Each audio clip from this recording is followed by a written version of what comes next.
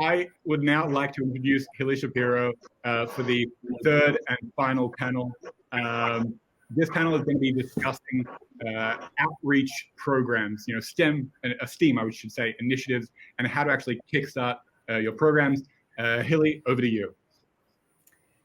Hi, hello everyone. Good morning, good noon, good evening, or good night, depending on where you're joining us from.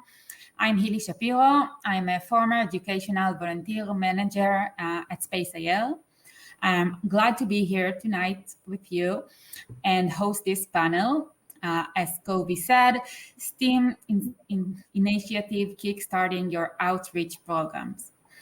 I'm happy to present our guest on the panel, Yomiran Nissan, a CEO of Little Big Science, Dr. Graham Lau, a research investigator, Bloom Marvel Space Institute of Science, Michal Ziso, an architect and founder of Ziso. Lee is not here. Yumna, Majeed, a space educator and aspiring astronaut, and Janet Ivey, creator and CEO of Janet's Planet. Though we can't hear you, I'm sure everyone is applauding them because they deserve it. Each one of our panel members founded an amazing program in the field of science communication. So, Michal, let's start with you. As an architect, what motivated you to think about space? Well, first of all, I'm so happy to be here, and thank you so much for having me. What motivated to get into space? I mean, I kind of stumbled upon the industry, and I learned, first of all, that there's a bunch of people who are dreamers, and they are all positive people that are looking for ways to improve the world and our future. So I love that. And for me personally, as an architect, I learned that here on Earth, it's very hard sometimes for us to imagine change. And space is an amazing opportunity to think about everything that we know, all the building blocks, completely from scratch, to think about what we need that will fit the needs of people today, of diverse people. And I think I find space as a way to kind of transform the way we think from problems or problem-solving mode on Earth to actually opportunities in space. So for me, space is kind of a three-way opportunity. One is really awesome, so I just love it. But also, it's a way to think about how our future will be in space and in the industry, and how can we live in space on the International Space Station, on the moon, on Mars, but also just as a way of creative thinking to solve problems in a different way. So for me, I really enjoy thinking and learning and researching and working and designing about habitats in space and life in space in general. So that's kind of my 2 cents on why I love space. Amazing. For those of us who doesn't know Ziso, can you tell us a little bit about your program and what have you found be the most difficult part of design for environments in space? Well, Ziso is my studio. It's not an actual program. It started as an architecture studio where I wanted to design and research the relationship between architecture and diversity or human equality. And right now I'm working on the intersection of architecture, innovation, diversity, and space. And what we are doing is we are doing projects and researching habitats and habitabilities on the moon or Mars. We're also looking into creating a new set of building blocks for architecture, for space. For example, the International Space Station, people don't walk there, they float. And when they move from one space in the station to another, the dimension that is important is not their height, but their width. So that's completely different set of rules. Also, there's no such thing as ceiling or floor. So everything we have to kind of start from scratch. And on every celestial body, we have different temperatures, different gravity. So everywhere we look, we have to think about things completely differently. But I also founded Mars is More, which is a platform that is still in the making for talking about space and kind of sharing ideas. I feel that today a lot of people, especially younger people, are kind of scared or shy to share crazy ideas. And I feel like maybe people should get more comfortable and kind of training that muscle to share their thoughts and share their ideas without being scared to be looked at in a funny way. So that's another thing. And the third thing I do is I work a lot in the STEAM, mentoring, public speaking. I work with Space for Women initiative by the UN Office of Outer Space Affairs. And I do a weekly show. I'm a part of a team that does a weekly show every Saturday, talking about different aspects of space and different aspects of diversity in space. And I really enjoy talking to younger people, and specifically younger women and girls, about how can they kind of walk and find their path in this industry. Because really, I don't come from a scientific background. And I really think that right now in space, this is the perfect time that people from all different backgrounds can kind of find their own way and their own path in the industry. Because from learning from what happened here on Earth, when there weren't a lot of diversity, there wasn't a lot of diversity from the planner side and the designer side. We need as many different perspectives as possible in order to create a good and diverse and sustainable future in space. Wow, that sounds amazing. Thank you, Michal. Yumna, how about you? Have you always aspired to be an astronaut? Yes, I was always there was something within me that always wanted to become an astronaut. Being a child, I had this thought that every human living on planet Earth can get a plane and see what's in the Earth, but a very few human beings can see how Earth looks from outside, and what's outside this sky and what's outside the boundary across the atmosphere and stratosphere. What is this? And all the little news on television and newspapers about astronomy and space technology, because Pakistan is not so successful in space industry. We are far behind as compared to the others, unfortunately. So there were a very few resources for me to learn, and I think that's what amplified my curiosity, that I wanted to know more and more. Amazing. How did you start exploration, and tell us a little bit about it, and what do you have planned for its future? Yeah. So as I said, I had a very few resources. So in my teenage, when I got a computer and internet at my place, I started looking up for resources on internet, that how I can bring astronomy to my country. Because I was the student who was always mocked in the class by friends and in the family, that you want to become an astronaut, oh, you are an alien, and this thing never existed, moon landings are fakes, and a lot of discouragement was faced by me. But I looked up on internet that how I can bring astronomy in my community, and I came across a few amazing international space educational organizations. But they had this age limit that you can join them as a volunteer or a student ambassador when you turn 18. So I think when I found them, I was around 16 or 17. I waited for a few years, and then I signed up as a volunteer or a student ambassador to those organizations. In the beginning, it was very difficult. Here in Pakistan, schools were not willing to teach this subject to their students. And I used to go there and insist them that I am offering this service for free. Let me just debunk the space myths, which were already mentioned in their science books. Another hurdle was my own medical career. I'm a medical lab technologist, recently graduated.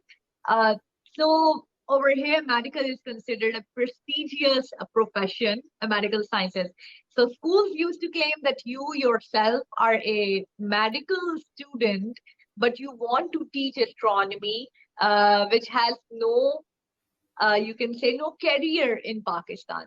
So there were a lot of hurdles which were faced, but then I applied to a few competitions, which were again by amazing international organization, and I got a telescope which is signed by astronaut Scott Kelly. And that is when schools started realizing that, okay, this is worth it, and this is something which is very difficult to source in Pakistan. We don't have telescope manufacturing companies over here. So I used to get my telescope at different schools and show sun to the kids, moon sometimes, because schools are usually in the morning time. So it's difficult to get them for night sky observation.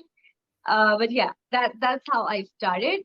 And currently, I am building more stronger partnerships. I am offering online sessions. It is very difficult during pandemic because astronomy and space, it's an astronomy especially is an observational science. So no matter what I do, I cannot bring stars and moons in my classroom.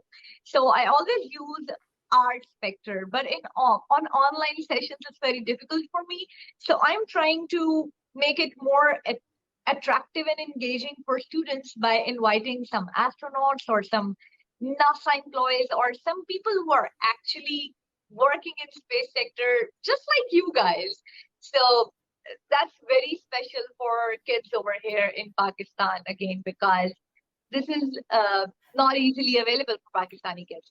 So that's what I'm trying to do, and I'm trying to introducing astronomy and space literature in my own language. So yeah, that's what currently I'm doing. And yes, I am trying to sneak into space sector by studying something related to space and genetics together. Sounds amazing. And in the name of all of us, we wish you good luck in your journey to be an astronaut. I'm sure that everyone want to hear how it's going to go. Oh, and we have here Lee got in her. Hi, Lee. Hey guys, how are you? So, Yomiran, for those of us who are not familiar with Little Big Science, could you tell us in a 60-second what do you do? Basically, we aim to take science, which is from all area of STEM, basically, which is science, technology, engineering, and mathematics, and bring it to the public in a language that most people can relate and understand. Everyone who is writing for us has at least a master's in any field of STEM till full professors and dean of faculties that we have. And everyone in my projects are doing everything voluntarily. And of course, what's also very important is that we are doing something quite unique. We are actually talking to our followers and answering many, many questions every day, both private message and on comments, where everyone else basically online are usually just posting something and let it go. We're not. We're answering questions. We're explaining things. We're elaborating, which is very unique in the ecosystem of the internet. Sounds amazing. You work with quite a big range of volunteer science writer, as you said. How do you choose the content that you publish? So, first of all, of course, there are things that are relevant to whatever is going on in the world. Now everyone is talking about the COVID pandemic, and of course the vaccines that just got approved. So if there is something relevant, we are dealing with this a lot. However, the creators of the content themselves, the scientists, are the ones who are making the decisions of what they want to write about and how they want to do it. But we're providing them the overall structure and cover to do that, meaning that we have people who will edit them, people who will give them criticism, like peer review, only like in a much smaller scale. We also have people who will design all the publication that goes along with this and time it and will manage it. So it's a whole system that basically gives every scientist who wants to write for us the opportunity to do that. Thank you, Yomiran, and keep doing such a valuable job. Personally, I love little big science. Thank you. Janet, now you, in your space. I am so grateful to be here with all of you guys. Graham has actually talked to my students. Yumna and I met years ago, and she was like, what do you have? And I would send her things. She's even won an award with Raw Science Festival, a little video and movie that she made, which was bringing down the stars to her students. Michal, I met this year. So I'm always encouraged that there are so many of us that are working towards this great thing called the education of the young, so that in time, they become the scientists of tomorrow. So Janet's Planet really flipped everything back last spring and went online. Normally, I'm out touring, doing a show, or doing a hands-on science camp. So we're still offering all the classes free. So if you're interested, all you got to do is go to janetsplanet.com and say, hey, I want to join. But I'll show you just a few things, again, because I'm hands-on. Usually the age group I work with are between 8 years old and 13. So we do everything from, we learn how to do origami, and that relates to how NASA is using origami to make solar sails for telescopes, so they can block out the light, so they can see the movement of stars and planets more easily. We talk about building, again, this is a ridiculous looking lunar lander, but if you look at some of the lunar lander designs, hey, who knows? It might be good science someday.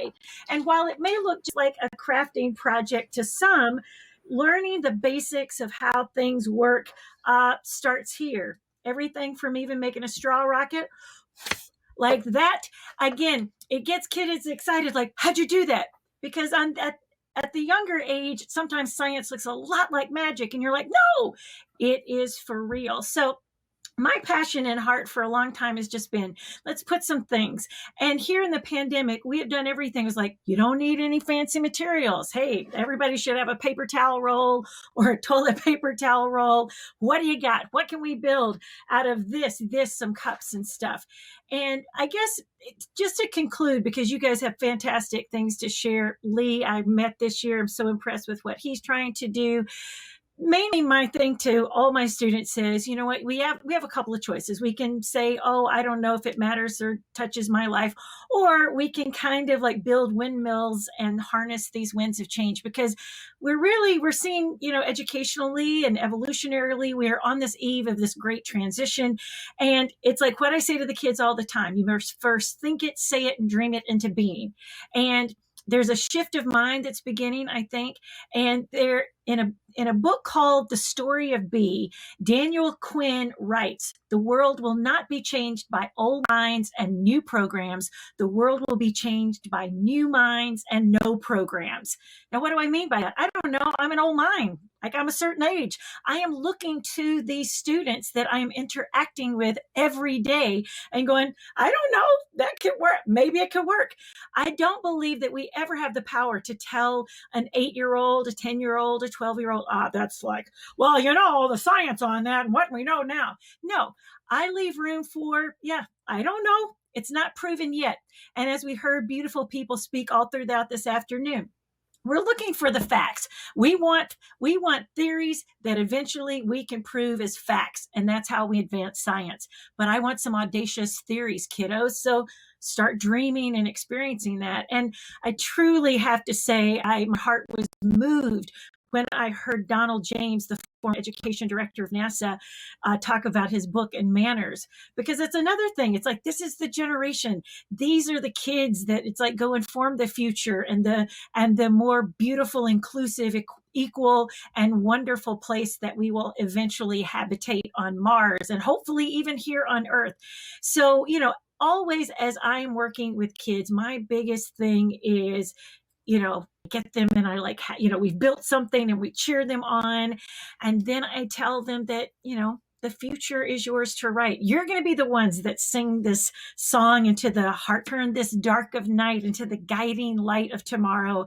And you're going to teach us how we grow jasmine in an audacious place. And so I'm looking forward to the dynamism that exists in the very, very young, because if they get excited about science now, I have full faith they will produce great science tomorrow. That's amazing and such a great energy. Here it's a little late.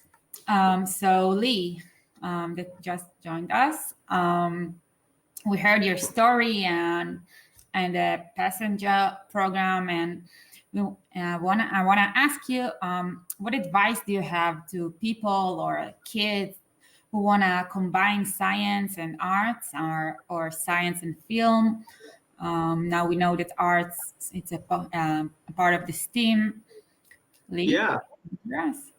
First of all, how do I follow after Janet? What an inspiration and such a great science communicator. She's so full of energy, and we have a private chat here for all of us. Oh, the truth is, Ron. I am like this all the time. There is no off button. Yeah.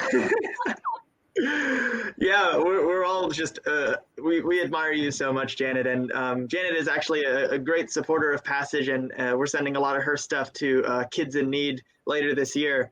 And so Passage is a project that I guess we'll talk about in a little bit, but how do we, I guess, what would I say to kids that are, or anybody, I think, trying to combine space and science and creative things like the arts.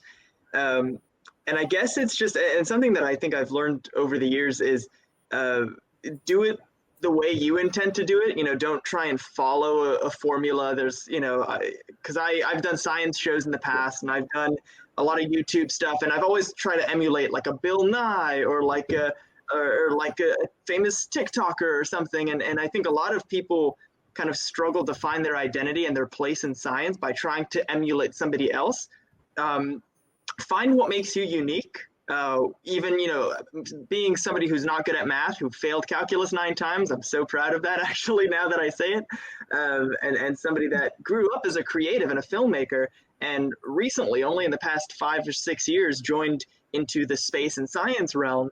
I've been able to merge the two and find my place. And now with Passage, I get to make a documentary film about bringing STEM education resources to kids in need, while also raising awareness and making the world a better place.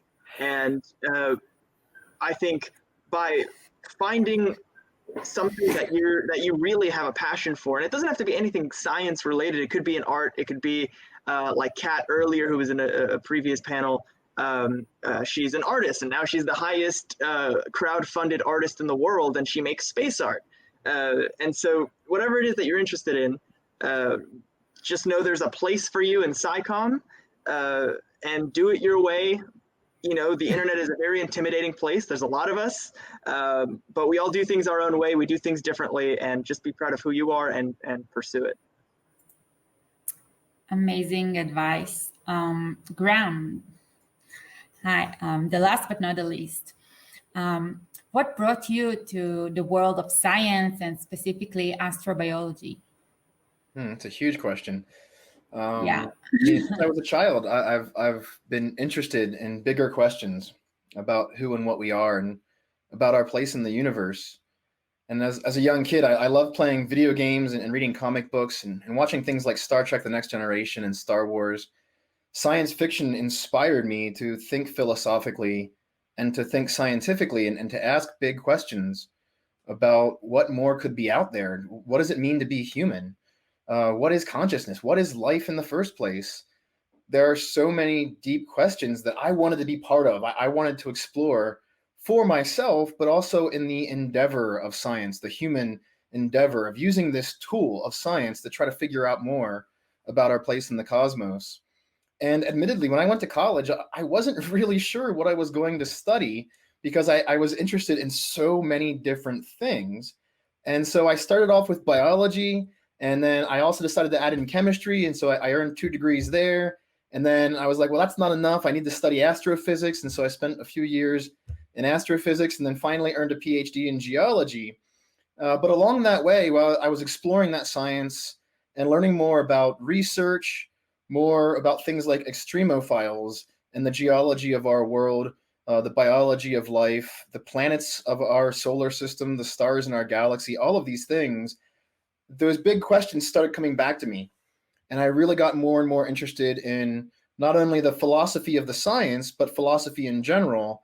And I also learned that there's a lot of people out there who are interested as well. A lot of people want to know, are we alone? Is there something else out there? What more awaits us in our near future? And I realized that I had some skill in sharing my knowledge with others and in joining in a greater conversation, a greater discussion with many people from many different backgrounds. And that kind of drove me towards becoming a communicator of science. And so that's very much what my career has ended up becoming. Now I'm involved in astrobiology. I'm also very much involved in sharing science and trying to help young people as well get involved in this pursuit. And so it's a lot of fun for me to speak to various audiences from around the world. And I love speaking to students especially. Wow. Could you tell us about Blue Marble Space and what is your role there? Absolutely. I'm the Director of Communications and Marketing for Blue Marble Space. So even though I have a PhD, I've also now started branching out into the business world. I've learned about nonprofit communications, doing marketing, doing social media engagement, website engagement, email engagement, all of these kinds of things to build an audience around our organization. I am also, though, a research investigator with our research institution. But to answer the first part of your question, Blue Marble Space is a nonprofit. It was created by my friend and the CEO of the company named Sanjoy Som. Sanjoy had written a paper back in 2009 suggesting that we could have one single flag to represent all of us when we go into space. So instead of having an American flag, an Israeli flag, a Russian flag, a Chinese flag on our spacesuits, we could all wear one flag. And from that power of that idea of taking one flag into space, and he created an initiative called One Flag in Space, that led Sanjoy to build Blue Marble Space as a nonprofit to engage with these ideas of space exploration, sustainability, the future of our planet, the future of our species. And Blue Marble Space now serves kind of like an umbrella nonprofit corporation so that scientists who also want to get involved in leading nonprofit initiatives can do that through our organization. So we have something called SciWorthy. This is a website that publishes easy to read reviews of recent scientific research. We have Green Space, which is an indoor microgreen farm in Pennsylvania. We grow microgreens and sell those and use some of the money to fund education and to learn more about how plants are very important for humans going into space and going to Mars and other places. We have our research initiative, Blue Marble Space Institute of Science, where we have 63 research scientists, myself included, in our organization. And we also bring in a large number of interns every year. This past year, we had 66 interns in our Young Scientist program. I had 19 of them myself that I was helping to mentor and advise. And of those, I've had 3 of them continue on as visiting scholars now in our research institution. And so it's a lot of fun for me to help these young people to learn more about how to share science, to get involved in science, to get involved in astrobiology, and to share their passion as well. Wow. And how do you get involved in the University Rover Challenge? What is it?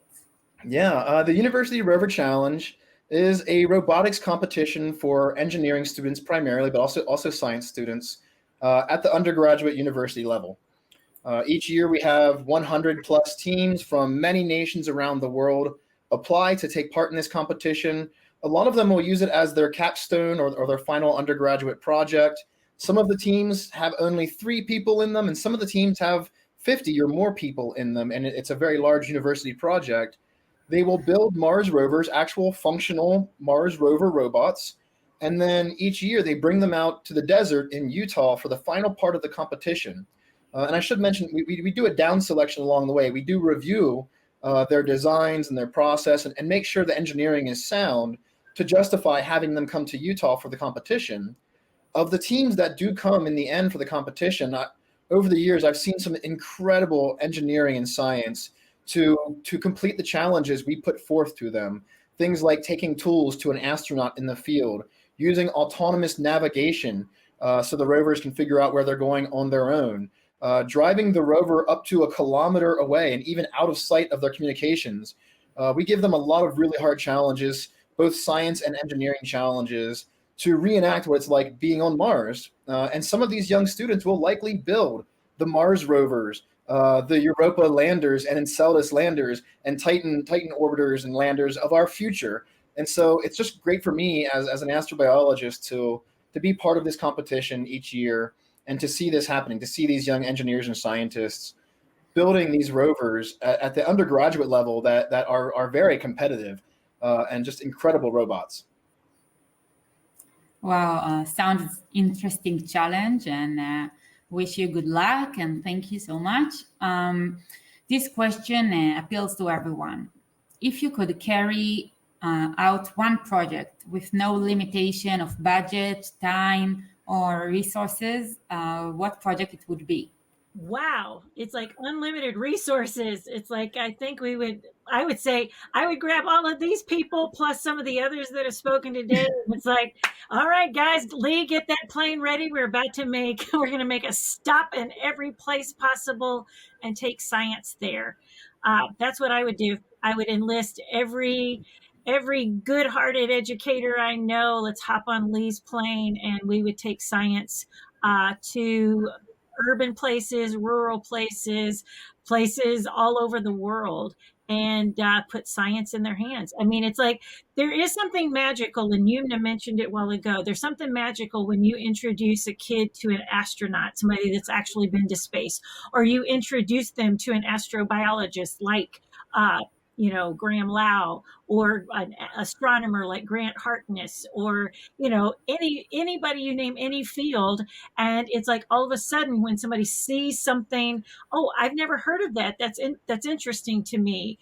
Those are the things that I think matter. So yeah, I would coordinate a global effort, and we would make education and science education the number one priority. If you want to give me that money, I'm totally fine. I'll lead the charge today, people. Wow, I'm a little bit honored that Janet just said, yeah, whatever Lee's doing, let's just do that. Well, it's like after we go to where you want to go, then we'll just kind of continue the trip. How about that?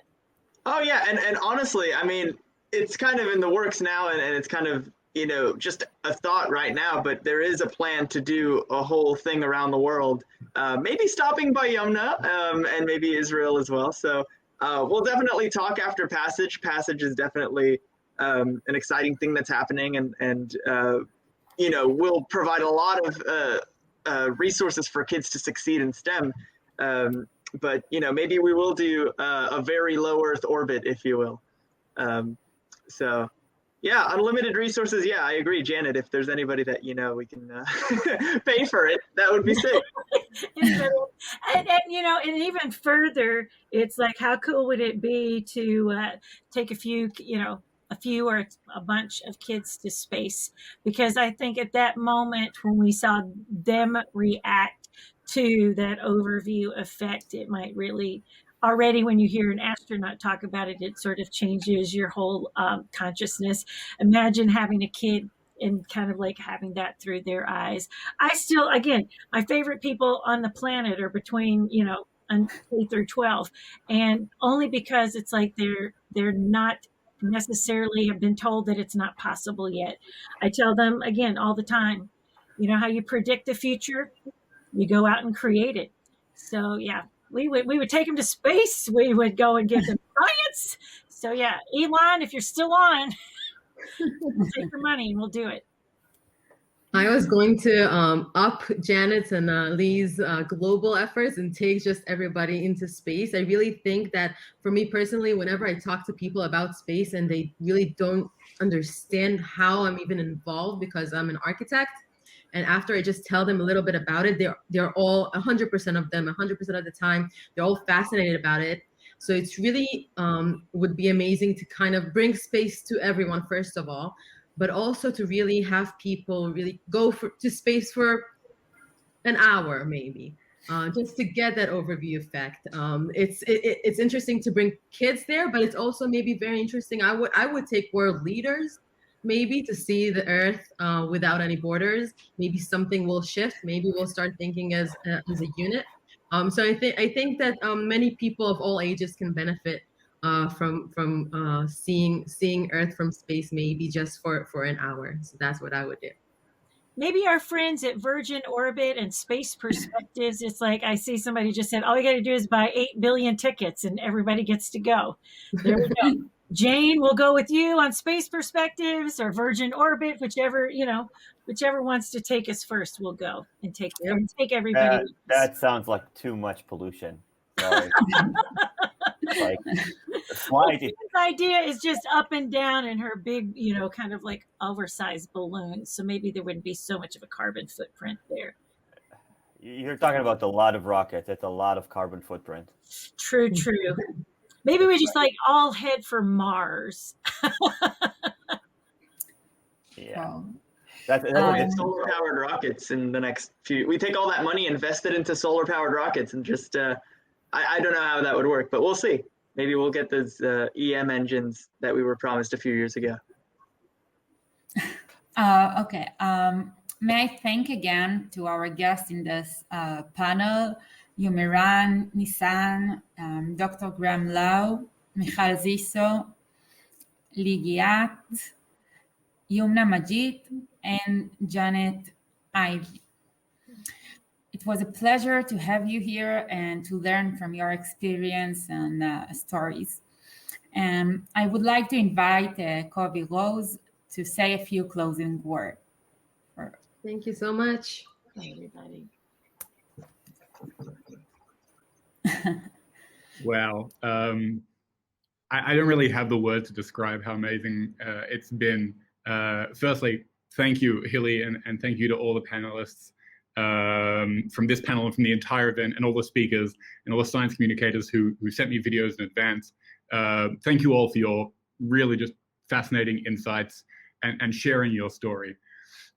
I also have to give a huge thank you to Run and Melody at the Ramon Foundation for their constant support. A very special thank you to Wade Holler for building the website. And of course, to Ron Sparkman for basically being the glue that held this entire production together. Now, during the final preparations for today's event, there was a moment where I stopped and I kind of realized that 4 months ago, this conference was just an idea in my head. And it's been such an incredible journey to watch it become a reality, especially seeing so many people coming together from around the world to discuss the importance of science and how to make it accessible to the world. And to be honest, that's the one thing that I would implore everyone to take away from this conference, that we achieve so much more when we collaborate with other people from different backgrounds. People have different perspectives and different skill sets that they can bring to the table. Now, there were so many wonderful human beings who spoke today, and if you want to learn more about them, you can go to SciCommCon.org for links to their social pages and to their websites. Again, that's SciComm-con.org for links to all the social and all the pages. If this conference has also sparked an idea in your mind, if you're a science enthusiast or a communicator or an educator who just really wants to collaborate on something, don't hesitate to reach out, either on social or you can email us at space@ramonfoundation.org.il. or reach out, as I said, through social media. And that's the best thing about this incredible community of science communicators. They're all down-to-earth people who, at the end of the day, they really just want to share their passion for space and for science with the world in any way they can. As some of you might be familiar with, Logic, the rapper, said, "How can sky be the limit when there are footprints on the moon?" And I really hope that we can strive together to achieve great things. And with science, technology, engineering, arts, and math, hopefully we'll be able to inspire the next generation to learn, to educate, and to better. Thank you all so much for being here, and have a wonderful night.